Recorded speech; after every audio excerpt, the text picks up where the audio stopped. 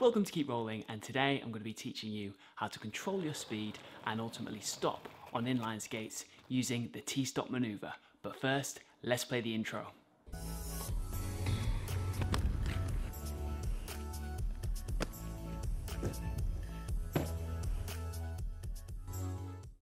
So you've been learning to skate and you're now comfortable with moving forwards on your skates. You're ready to take it to the next level.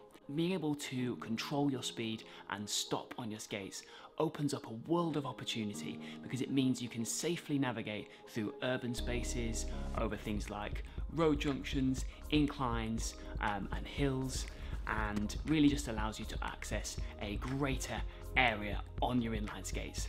But hey, if we're just meeting for the first time, I'm Chris Chadwick and this is Keep Rolling, an inline skating channel where I'm keeping wheels turning with content about aggressive and big wheel inline skating. So if that sounds like something that interests you, be sure to hit subscribe. So the T-stop is a method of controlling your speed and ultimately coming to a complete stop on your inline skates by dragging one foot behind you to create friction between the wheels and the ground. The T-stop is called the T-stop because it looks like the letter T, but it's also known as the drag stop. Before we get started with the main tutorial, just some basic safety information, and that is that I fully recommend the use of full protective equipment while you're learning to skate. As a minimum, that's wearing a helmet, but definitely things like wrist guards, elbow pads, and also hip and knee protection can all really help too.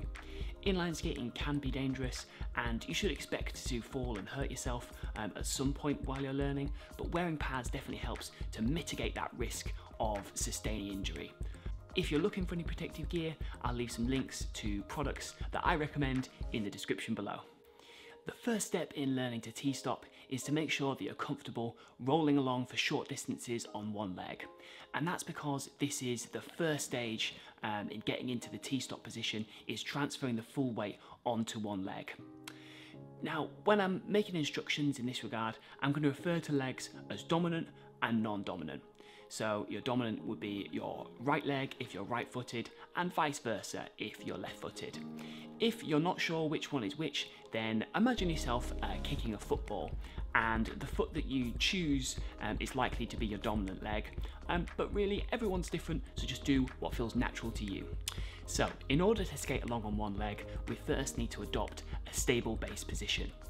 That is knees bent, leaning slightly forward, with our feet shoulder width apart.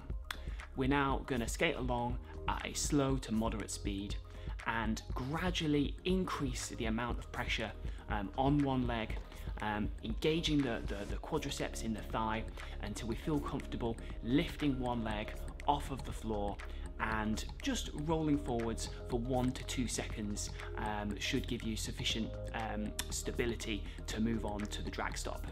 I'd advise you focus on both legs in turn and make sure you're comfortable rolling on both the dominant and the non-dominant leg. But I might focus particularly on being comfortable on the non-dominant leg because it's easier to start with your non-dominant foot in front of you and then using your dominant foot behind you as your drag foot to create that friction. So now we're ready to do the T-stop.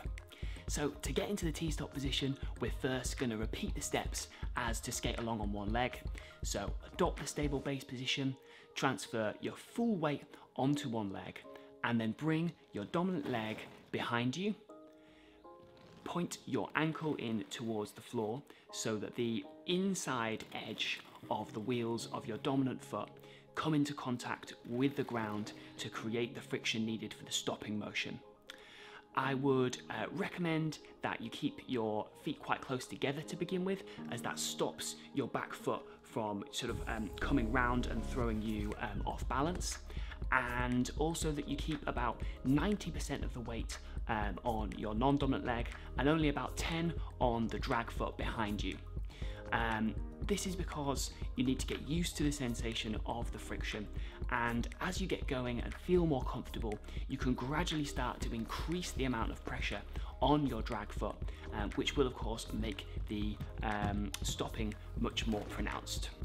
Once you feel comfortable doing the T-stop with your dominant leg as the drag foot, I would recommend switching the position round to the other side. And that's because you don't want to wear your wheels disproportionately just on one foot, so it's good to be able to switch it round. It makes you more well-rounded, and particularly when you're doing longer stops, for example down a hill, you don't want to wear out the wheels really quickly on one foot, so it just helps to spread that wear.